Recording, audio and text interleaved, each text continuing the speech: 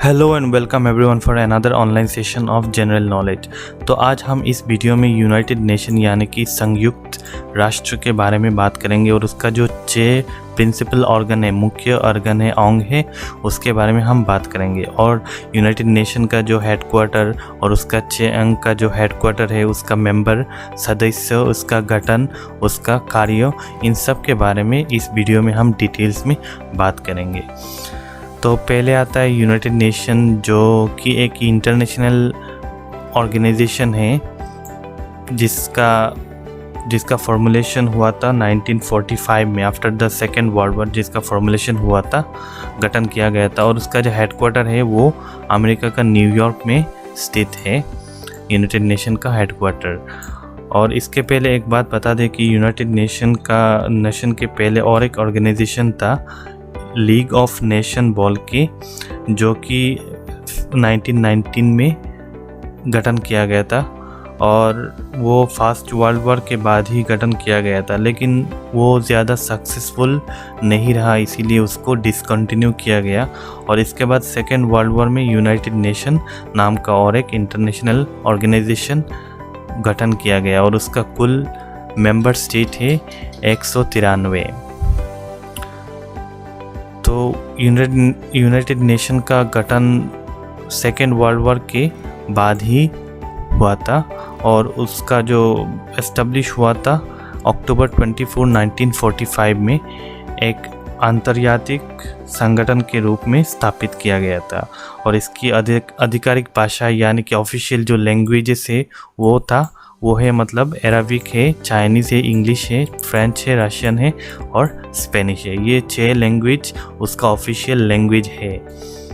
तो इसका जो ऑब्जेक्टिव है यानी कि उद्देश्य है कि अपने सदस्यों को अपना विचार व्यक्त करने का मतलब एक मंच प्रदान करता है। ये यूनाइटेड नेशन अपने सदस्य, जितना सदस्य है, अभी तक यूनाइटेड नेशन का कुल 193 सदस्य हैं, तो उन सबको अपने विचार व्यक्त करने के लिए एक मंच प्रदान करता है।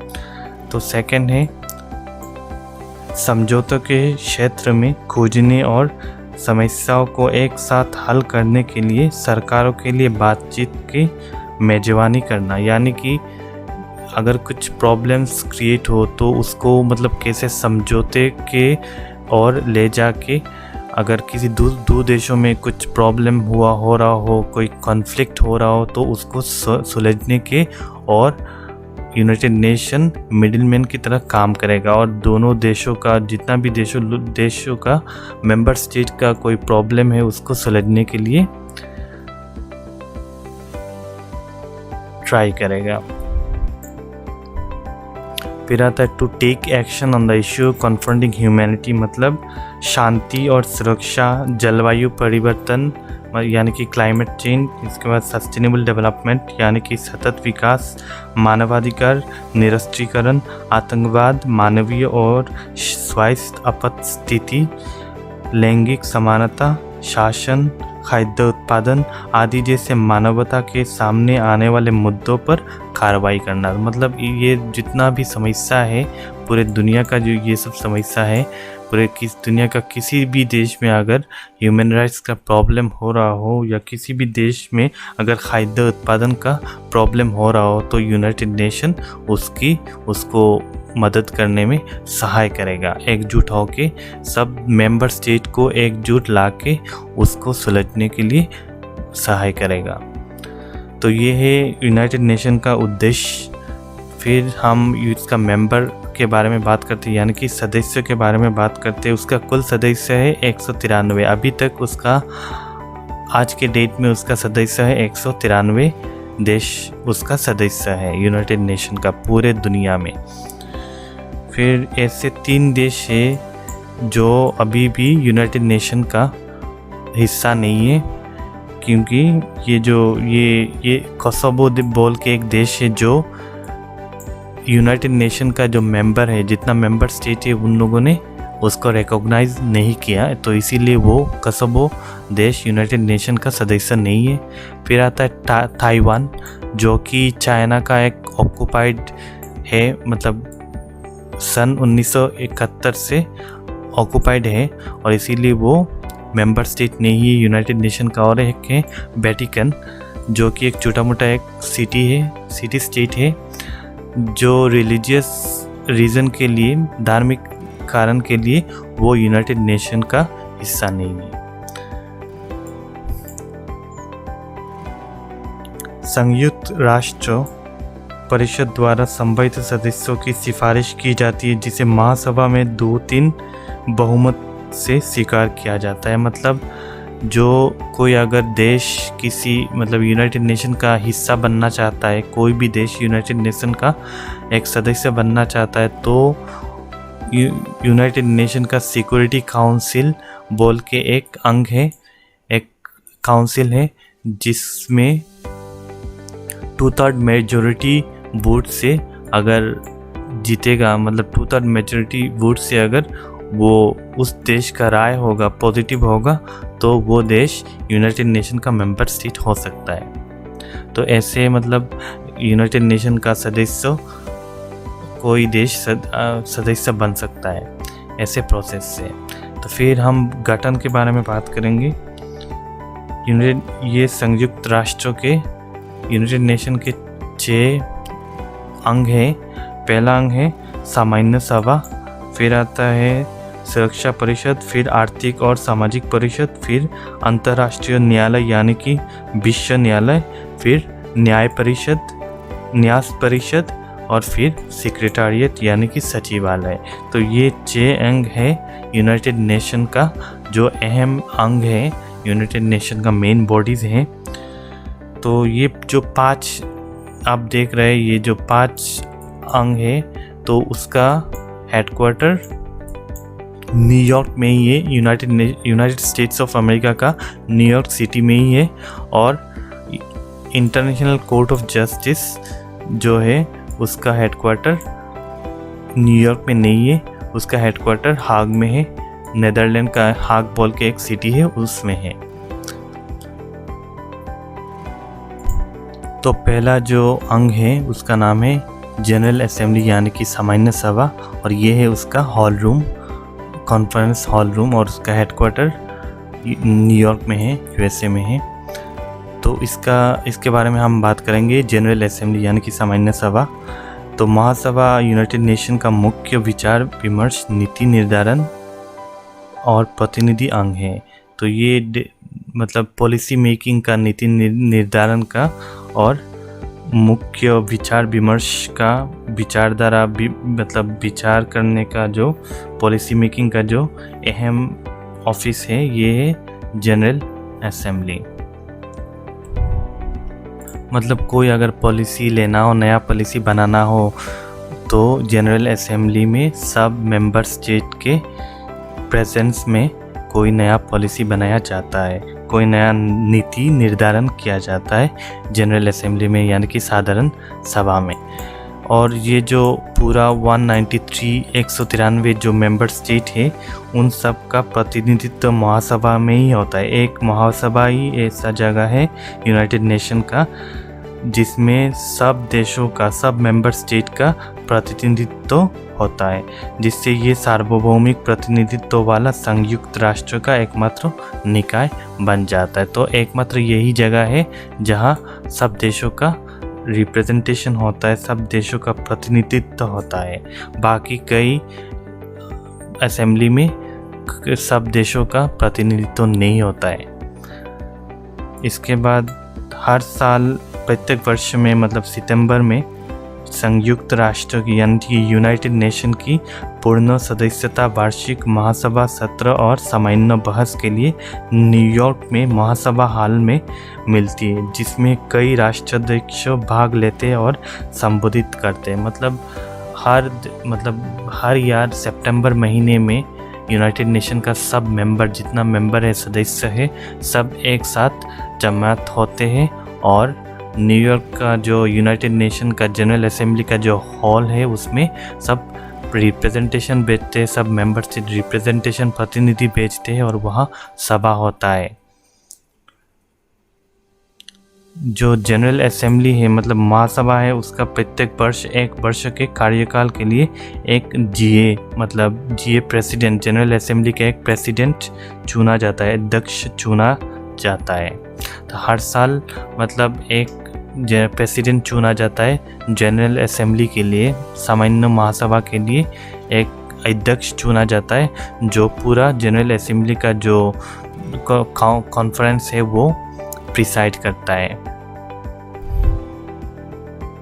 फिर आता है उसका फंक्शन, यानी कि उसका जो कार्य है और शक्तियाँ, क्या क्या शक्तियाँ हैं। तो पहला है सुरक्षा परिषद के गैर स्थायी सदस्यों और अन्य संयुक्त राष्ट्र परिषदों और अंगों के सदस्यों को चुनाव करे और सुरक्षा परिषद की सिफारिश पर महासचिव की नियुक्ति करे। मतलब सिक्योरिटी जनरल जो होता है, यूनाइटेड नेशन का जो सिक्योरिटी जनरल होता है उनको चूज़ करता है, उनको इलेक्ट करता है, नियुक्त करता है सिक्योरिटी काउंसिल के रिकमेंडेशन के, और रिकमेंडेशन के बाद एक सिक्योरिटी जनरल नियुक्त होता है और ये होता है जनरल असेंबली में ही। फिर आता है डिसीजन ऑन इम्पोर्टेंट क्वेश्चन, यानी कि कोई महत्वपूर्ण प्रश्नों पर निर्णय लेना, जैसे कि शांति, सुरक्षा, पीस एंड इनसिक्योरिटी, यानी या तो कई नया सदस्यों को घुसाना मतलब प्रवेश करवाना, और बजटीय मामला जितना है, और महासभा के दो तिहाई बहुमत मतलब 2/3 मेजोरिटी की आवश्यकता होती है। अगर 2/3 मेजोरिटी मिल जाती है तो नया कोई सदस्यों को ये प्रवेश करवाता है, वेलकम करवाता है उसका मेंबरों में, सदस्यों में।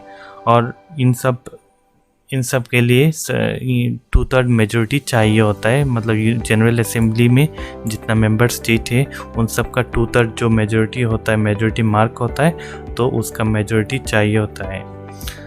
इसके बाद लास्ट है देशों के बीच मैत्रीपूर्ण संबंध, मतलब पूरे सब देशों में एक फ्रेंडशिप रिलेशन क्रिएट करता है, बनाता है, और किसी भी स्थिति को के शांतिपूर्ण समाधान के लिए सिफारिश करता है। मतलब अगर कोई दो देशों में अगर प्रॉब्लम चल रहा हो तो उसको अच्छे से पीसफुली सेटल करता है, मतलब शांतिपूर्ण समाधान के लिए कोई उपाय निकालता है।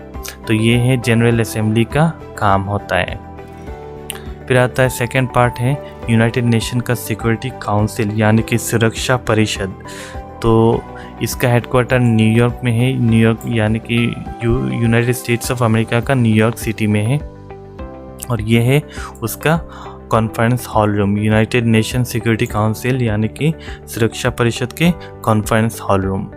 तो इसका जो मेंबर है, इसका 5 परमानेंट मेंबर है, स्थायी मेंबर है। ये है China, France, Russia, UK and USA, यानी कि यूनाइटेड किंगडम और यूनाइटेड स्टेट्स ऑफ अमेरिका। ये 5 देश स्थायी मेंबर है सिक्योरिटी काउंसिल के सुरक्षा परिषद की। और 10 ऐसा मतलब 2 साल बाद 10 नॉन परमानेंट मेंबर मतलब गैर स्थायी देश चुना जाता है, इलेक्ट किया जाता है, जो कि यूनाइटेड नेशन का मेंबर है। 10 ऐसे देश को चुना जाता है 2 साल के लिए। वर्तमान में गैर स्थायी मतलब नॉन परमानेंट मेंबर है Estonia, India, Ireland, Kenya, Mexico, Niger, Norway, Saint Vincent and Grenadines, Tunisia and Vietnam. Saint Vincent and Grenadines, Tunisia and Vietnam. तो ये 10 देश है जो नॉन परमानेंट सदस्य हैं सिक्योरिटी काउंसिल के। तो 2 साल बाद 10 देश को चूज़ के इलेक्ट किया जाता है, मनोनयन किया जाता है सिक्योरिटी काउंसिल के मेंबर। लेकिन 5 जो मेंबर हैं China, France, Russia, United kingdom और यूनाइटेड स्टेट्स ऑफ अमेरिका, ये 5 देश इसका स्थायी मेंबर हैं। तो मतलब ये लोग हमेशा यही लोग रहेंगे। इसके बाद आता है कि ये अंतर्राष्ट्रीय शांति और सुरक्षा के प्राथमिक जिम्मेदार है। पूरे दुनिया में जो शांति बनाए रखना, मतलब शांति के लिए काम करना और सिक्योरिटी के लिए, शांति और सुरक्षा के लिए काम करने का ये सिक्योरिटी काउंसिल का, सुरक्षा परिषद का जिम्मेदार है। फिर जो फंक्शन है उसका फंक्शन यानी कि कार्य है वैश्विक शांति और सुरक्षा सुनिश्चित करे, मतलब पूरी दुनिया में शांति और सुरक्षा सुनिश्चित करना इसका एक अहम काम है। फिर आता है आर्थिक प्रतिबंध लगाना, इकोनॉमिक सैंक्शन लगाना। किसी देश अगर कुछ खिलाफ कर रहा है यूनाइटेड नेशन का एथिक्स के अगेंस्ट, तो उन देशों के अगेंस्ट इम्पोज करना, इकोनॉमिक इम्पोज करना। फिर आता है संघर्ष में बल प्रयोग को अधिकृत करे और जो विदेशी शांति है उसको ऑपरेट करे, जो विदेशी शांति है उसको उसका अभियान में लिप्त हो। तो ये सब 4 फंक्शन उसका अहम फंक्शन है सिक्योरिटी काउंसिल का। फिर आता है इकोनॉमिक एंड सोशल काउंसिल, जिसको शॉर्ट फॉर्म में इको सॉक बोलते हैं और उसका हिंदी में बोलते हैं आर्थिक और सामाजिक परिषद। तो इसका हेडक्वार्टर भी न्यूयॉर्क में है, यूएसए का न्यूयॉर्क में है और ये है उसका कॉन्फ्रेंस हॉल रूम। तो ये एक अंतर्राष्ट्रीय आर्थिक और सामाजिक मुद्दों पर चर्चा के लिए संयुक्त राष्ट्रों के मुख्य स्थल बनने के लिए डिज़ाइन किया गया है। तो ये इसका यही एक प्राइमरी एक रीज़न है, ख़ास वजह है ये बनाने का। ये इस अंग का इकोनॉमिक एंड सोशल काउंसिल का यही एक प्राइमरी काम है। फिर आता है आर्थिक और सामाजिक परिषद। आर्थिक और सामाजिक परिषद संयुक्त राष्ट्रों और इसकी विशेष एजेंसियों की आर्थिक, सामाजिक, मानवीय और सांस्कृतिक गतिविधियों का निर्देशन और समन्वय करना इसका और एक काम है। फिर आता है संयुक्त राष्ट्र चार्टर द्वारा स्थापित इकोसॉक को आर्थिक और सामाजिक मुद्दों पर अंतर्राष्ट्रीय कार्रवाई की सिफारिश करने का अधिकार है। तो इसका एक अधिकार है कि आर्थिक और सामाजिक मुद्दों पर अंतर्राष्ट्रीय कार्रवाई का सिफारिश करना, मतलब कोई देश अगर कोई इकोनॉमिक रीज़न के लिए किसी दूसरे देश में इकोनॉमिक और सोशल इशू में मतलब कुछ एक्शन लेना, उसका रिकमेंडेशन ये ऑर्गेनाइजेशन करता है। फिर स्वास्थ्य, शिक्षा और सांस्कृतिक और संबंधित क्षेत्रों में वैश्विक सहयोग के लिए काम करता है। तो ये और काम करता है कि स्वास्थ्य, शिक्षा और सांस्कृतिक रिलेटेड जितना भी चीज़ें हैं उसका जो ग्लोबली वो कोऑपरेशन करता है ये ऑर्गेनाइजेशन। फिर आता है ये आयोगों के काम को देखकर करता है जो मानव अधिकार, जनसंख्या वृद्धि, प्रौद्योगिकी और अन्य मुद्दों के बीच दबाव से संबंधित है। और इसका जो मेंबर है, सदस्य है, पूरे कुल 54 मेंबर है। उसको इलेक्ट कौन करता है? उसको इलेक्ट महासभा द्वारा चुने जाते हैं। जो जनरल असेंबली का जो मेंबर है वो लोग इस ऑर्गेनाइजेशन का 54 मेंबर को चुनते हैं। यूनाइटेड नेशन का चौथा ऑर्गन का नाम है ट्रस्टीशिप काउंसिल, यानी कि न्यास परिषद या और नहीं तो परवरिश परिषद भी बोला जाता है। तो इसका हेडक्वार्टर है न्यूयॉर्क में, यूएसए का न्यूयॉर्क में, और ये है उसका conference hall room. Trusteeship council यानी कि न्यास परिषद जो एस्टेब्लिश हुआ था सन 1945 में, यूनाइटेड नेशन का एक चैप्टर 13 के तहत उसको बनाया गया था। और उसको एस्टेब्लिश करने का, बनाने का मकसद ये था कि वो जो कुछ देश जो नया कॉलोनी से नया सॉवरेन नेशन बनाता, इंडिपेंडेंट नेशन बनाता, तो उनको सही दिशा में लाने के लिए उन देशों को नया रिसेंटली जो सॉवरेन मिला था उन देशों को पावर मिला था, ऑटोनॉमी मिला था, ऑटोनोमस नेशन के तौर पे जो रिसेंटली उन देशों को जो मिला था, तो उनको सही दिशा में लाने के लिए इस ऑर्गेनाइजेशन के पास ये रिस्पॉन्सिबिलिटी था कि इन देश सही दिशा में जा रहा है ये देखना, इनको निगरानी में रखना, इन देशों को निगरानी में रखना ये काम था। It was establish to provide, तो इसको बनाने का मकसद ये था, इस ऑर्गेनाइजेशन का, इस ऑर्गन का बनाने का ये मकसद था कि जो 11 टेरिटरीज़ था, जो 11 टेरिटरीज़ जो ट्रस्ट टेरिटरीज़ था, जो रिसेंटली आज़ाद हुआ था, कॉलोनी से आज़ाद हुआ था after the second world war, उनको 7 मेंबर स्टेट के निगरानी में रखा गया था। यूनाइटेड नेशन का 7 मेंबर स्टेट का निगरानी में रखा गया था।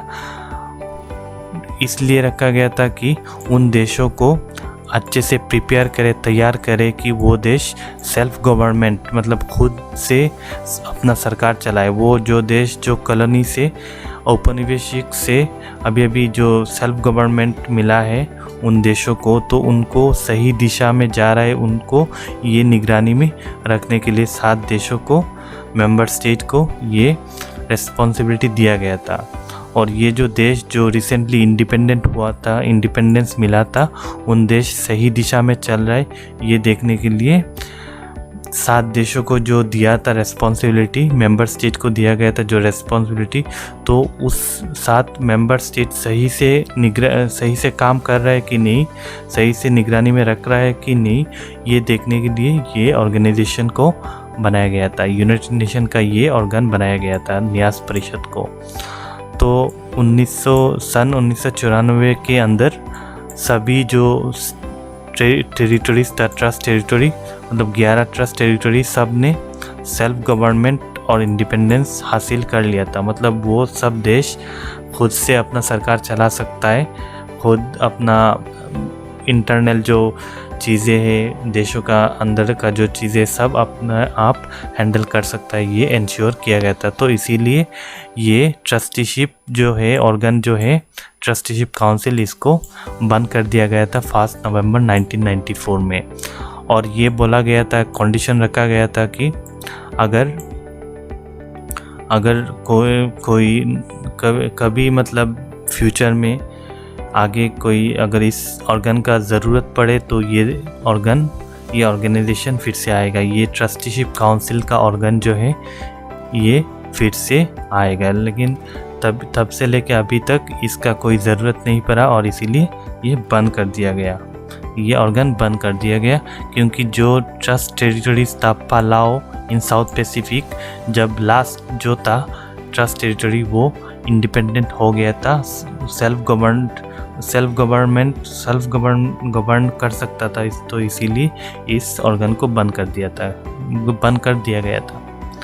फिर आता है इंटरनेशनल कोर्ट ऑफ जस्टिस, यानी कि अंतर्राष्ट्रीय न्यायालय, इसको विश्व न्यायालय भी कभी कभी बोला जाता है। और ये है उसका कोर्ट रूम और इसका हेडक्वार्टर है दहाग नेदरलैंड का एक सिटी है दहाग बोल के, वो है उसका इंटरनेशनल कोर्ट ऑफ जस्टिस का हेडक्वार्टर। तो इंटरनेशनल कोर्ट ऑफ जस्टिस यानी कि अंतर्राष्ट्रीय न्यायालय, ये आमतौर पर एक वर्ल्ड कोर्ट बोला जाता है, यानी कि विश्व न्यायालय के रूप में जाना जाता है। यूनाइटेड नेशन का प्रमुख न्यायिक अंग है ये जो ICJ, ये यूनाइटेड नेशन का प्रमुख न्यायिक अंग है, जुडिशरी ऑर्गन। हालांकि अदालत की उत्पत्ति राष्ट्र संघ से पहले की है, लेकिन ये जो यूनाइटेड नेशन का पहले ही, लेकिन लीग ऑफ नेशन में कोर्ट का ओरिजिन हो गया था। लीग ऑफ नेशन ऑलरेडी हमने डिस्कस कर लिया था, तो लीग ऑफ नेशन में कोर्ट का जिक्र हो गया था, कोर्ट का ओरिजिन हो गया था। और ये पहला एक ऑर्गन है यूनाइटेड नेशन का जिसका हेडक्वार्टर न्यूयॉर्क में नहीं है, जिसका हेडक्वार्टर न्यूयॉर्क के बाहर है, मतलब दहाग में है, नेदरलैंड में है। इसका स्ट्रक्चर, इसका गठन के बारे में हम बात करेंगे। ये अदालत में 15 जजेस होते, कुल मिला के 15 जजेस होते, और उनका चुनाव महासभा में यानी कि जनरल असेंबली में होता है। और जनरल असेंबली और सुरक्षा परिषद द्वारा स्वतंत्र रूप से मतदान किया जाता है, मतलब वोट के बाद किया जाता है। इसके बाद 15 जजेस इलेक्ट किया जाता है, और जो 15 जजेस इलेक्ट करेंगे वो 15 देशों का होगा, अलग अलग 15 देशों का होंगे। और जो जजेस है उनका टर्म है कार्यकाल है पूरा 9 साल कार्यकाल है। इसके अलावा और भी बहुत सारा क्राइटेरिया चाहिए होता है जजेस का। तो ये इंडियन कोर्ट ऑफ जस्टिस का जो अंतर्राष्ट्रीय न्यायालय जो है उसका फंक्शन कार्य है कि न्यायालय की भूमिका अंतर्राष्ट्रीय कानून के अनुसार राज्यों द्वारा प्रस्तुत कानूनी विवादों को निपटना और अधिकृत संयुक्त राष्ट्रों अंगों और विशेष एजेंसियों द्वारा संदर्भित कानूनी प्रश्नों पर सलाहकार राय देना है। तो इसका ये अहम काम है कि कोई इंटरनेशनल लॉ कुछ दो देशों में अगर ज़मीन के विवाद हो या दो देशों का कुछ मतविरोध हो, कुछ भी मतलब रिलेटेड, चाहे आप लीगल डिस्प्यूट के बारे में बात करें या तो कोई लैंड डिस्प्यूट या तो कुछ भी डिस्प्यूट मतलब विरोध हो, तो इंटरनेशनल कोर्ट ऑफ जस्टिस उसको सुलझता है। एंड और फिर कुछ मतलब दो देश में अगर प्रॉब्लम हो, अगर वो शांतिपूर्ण से सॉल्व करना चाहते तो वो एडवाइस देते को जजेस एडवाइस देते कि कैसे सुलझना चाहिए। तो ये काम है इंटरनेशनल कोर्ट ऑफ जस्टिस का, जो कि इंटरनेशनल यूनाइटेड नेशन का एक अहम ऑर्गन है, न्यायिक ऑर्गन है। लास्ट जो अंग है यूनाइटेड नेशन का वो है सेक्रेटेरिएट यानी कि सचिवालय। तो उनका हेडक्वार्टर है, मतलब अभी जो जनरल सेक्रेटरी है यूनाइटेड नेशन का वो है एंटोनियो गुटेरेस, जो 2017 जनवरी का 2017 में इलेक्ट हुए थे और जनवरी 2022 में उनका मतलब कार्यकाल समाप्त होगा। तो जो सेक्रेटेरिएट सचिव है उनका वो संयुक्त राष्ट्र यानी कि यूनाइटेड नेशन का प्रमुख है, प्रशासनिक अधिकारी है और महासभा के दो तिहाई मतलब 2/3 मेजॉरिटी के वोट से और सुरक्षा परिषद यानी कि सिक्योरिटी काउंसिल के सिफारिश से 5 साल के लिए नवीकरणीय कार्यकाल के लिए चुना जाता है। मतलब वो अगर चाहे तो सेम जो जनरल सेक्रेटरी अभी का जो है वो फिर से दोबारा इलेक्ट हो सकते हैं। तो उनको इलेक्ट करने के लिए यूनाइटेड नेशन का जो सिक्योरिटी काउंसिल है, सिक्योरिटी काउंसिल का रिकमेंडेशन चाहिए होगा और जो जनरल असेंबली में 2/3 मेजॉरिटी का वोट अगर उनके किसी एक के सपोर्ट में होगा तो वो जनरल सेक्रेटरी 5 साल के लिए बन सकते हैं। तो ये प्रोसेस फिर से 5 साल बाद फिर से वही के वही सेम होता है प्रोसेस। मतलब कोई जनरल सेक्रेटरी अगर इलेक्ट होना हो तो सेम प्रोसेस फॉलो करना पड़ता है। तो सेकंड है secretaries general usually have come from small neutral countries. जो सेक्रेटरी काउंसिल होते हैं मतलब सेक्रेटरी जनरल होते हैं तो वो आमतौर पर कोई छोटा या तो कोई तटस्थ देशों से आते हैं, मतलब कोई न्यूट्रल देशों से आते हैं जो मतलब सिक्योरिटी काउंसिल का मेंबर नहीं है, यानी कि बड़ा कोई देशों का लोग नहीं है, सिटीजन नहीं है, वही लोग आमतौर पर चुना जाता है जनरल सेक्रेटरी के तौर पर। फिर आता है function. The secretariat undertakes the day to day work. तो उनका जो फंक्शन होता है, उनका जो कार्य होता है वो ये है कि सचिवालय संयुक्त राष्ट्र के यूनाइटेड नेशन के दिन प्रतिदिन का जो कार्य होता है, काम होता है, वो देखभाल करते, संगठन के कार्यक्रमों और नीतियों का प्रशासन करते। और सेकंड काम है, अहम काम है, इसके काम से अनुसंधान, अनुवाद और मीडिया संबंध शामिल है। मतलब यूनाइटेड नेशन का पूरा जो मीडिया रिलेशन सब जनरल सेक्रेटरी ही संभालते हैं। तो यही तक था यूनाइटेड नेशन और उसका जो 6 अहम ऑर्गन है, जो अंग है, उसका जो पूरा टोटल विवरण हमने दे दिया है। तो यही है पूरा यूनाइटेड नेशन और उसका ऑर्गन का फंक्शन, इसके बाद उसका मेंबर सदस्य, उसके बाद गठन कैसे होता है, ये हमने इस वीडियो में पूरा डिस्कस कर लिया है। तो बाकी नेक्स्ट वीडियो में हम यूनाइटेड नेशन का बाकी जो एजेंसीज रह गया है उसके बारे में हम डिटेल्स में बात करेंगे।